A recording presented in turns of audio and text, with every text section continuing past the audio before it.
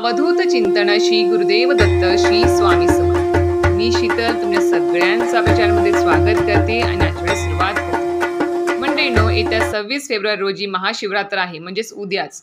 या दिवशी सर्वजण महादेवाची पूजा करतात, पण ही पूजा करत असताना कोणती काळजी घ्यायला हवी म्हणजेच काय की आपण महादेवाच्या मंदिरात जाणार असो किंवा घरामध्ये पूजा अर्चा करणार असो, त्या पूजेमध्ये आपण नक्कीच महादेवांना किंवा शिवलिंगावर आपण फुलं ही आपण अर्पण करणार आहोतच।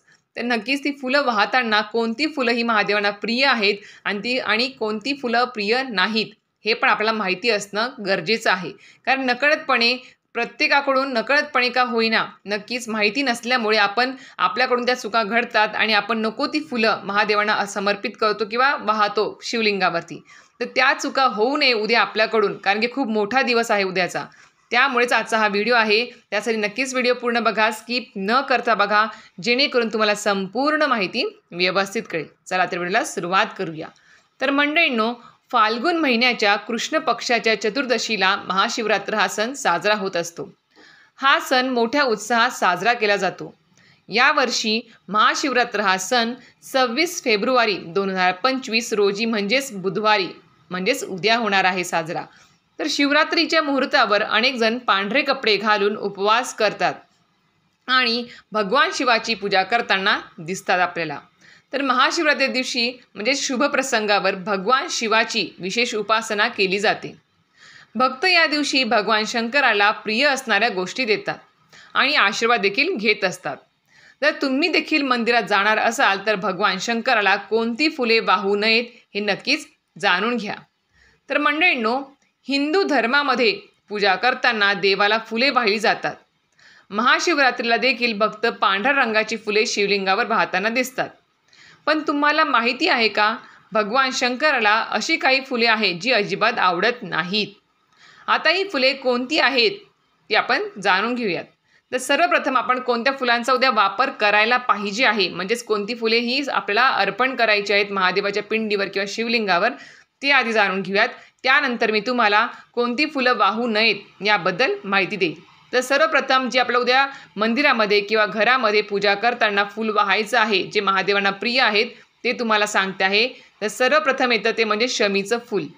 महादेवाला शमीचे फूल हे बेलपत्रा इतकेच आवडते, त्यामुळे शमीचे फूल शिवलिंगावर वाहून तुम्ही तुमची इच्छा मागू शकता।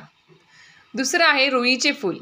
भगवान शंकरांची पूजा करताना रुईचे फूल वाहिल्यास आपली इच्छा पूर्ण होते असे म्हटले जाते, त्यामुळे महाशिवरात्रीला पूजा करताना रुईचे फूल नक्की वापरा। त्यानंतर आहे कनेरी फूल।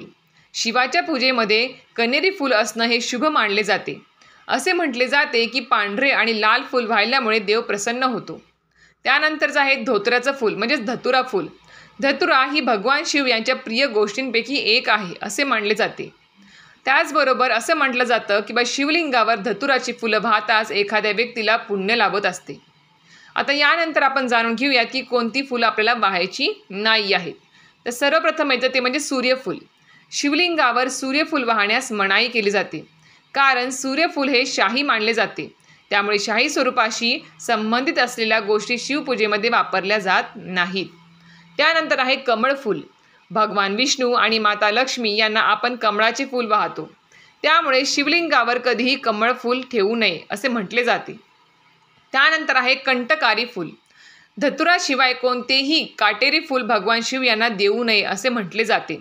हे फूल वाहिल्यास कुटुंबात मतभेद होण्याची शक्यताही जास्त प्रमाणात असते। तर अशा प्रकारे तुम्हाला आजच्या व्हिडिओमध्ये कळालं असेल की आपल्याला महादेवांना उद्या शिवलिंगावर किंवा महादेवांना मंदिरामध्ये असो किंवा घरी असेल की आपण कुठली फुलं ही अर्पण करायची आहेत आणि कुठली नाही याबद्दल संपूर्ण माहिती मला व्यवस्थित दिलेली आहे आणि कारणसुद्धा सांगितलेलं आहे। म्हणून तुम्ही आजच तयारी करणार असाल हे माहितीच आहे। भगवान शंकरांची उद्या खूप मोठ्या प्रमाणात सेवा अर्चा अभिषेक महाअभिषेक होणार आहे। व्रत वैकल्य उद्या खूप मोठ्या उत्साहात साजरे होणार आहेत, त्याच्यामुळेच तुम्ही आजच तयारी करणार असाल तर नक्कीच त्या तयारीमध्ये ही गोष्ट खूप महत्त्वाची आहे की जेणेकरून तुम्ही तुमच्याकडून उद्या त्या म्हणजे फुलं वाहताना चुका होणार नाहीत। तर अशा प्रकारे तुम्हाला आजचा व्हिडिओ माहिती आवडली असेल तर नक्कीच व्हिडिओ लाईक शेअर आणि सबस्क्राईब करायला विसरू नका। श्री स्वामी समर्थ।